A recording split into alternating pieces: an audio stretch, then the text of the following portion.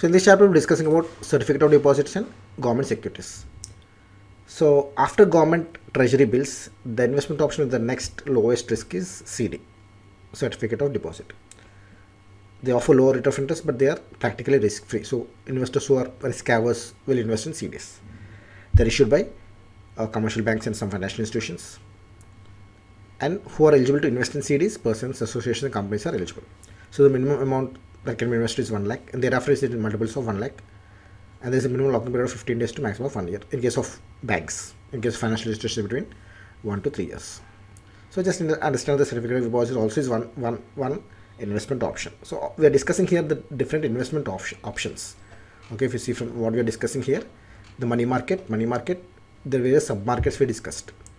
The money market has various sub-markets like call money, bill market, treasury bills, commercial paper, certificates of deposits, money market, mutual funds, all of these sub-markets. So we are discussing the various options. This is not for the general public, okay? We are not speaking of general public. For large banks and primary dealers, companies, these are the investment options. So first we discuss about call money. Okay, there's overnight borrowing. Then there's a commercial paper. Commercial paper can be issued by corporates and financial institutions. Then there is a certificate of deposit which we discussed now. It's in multiples of 1 lakh. Okay, it is issued by commercial banks and financial institutions. In interviews they'll just ask who issues certificate of deposit. You should be able to tell that, and what's the minimum amount that can be invested. That is 1 lakh. Then there are government securities. That is also an investment option. Okay, so government securities are also known as G6. They're issued by or on behalf of government by RBI. And here the returns are not that high, but because they're issued by the government, they are almost risk-free, zero risk. They're called risk-free, gilt-edged instruments because there's no risk of default.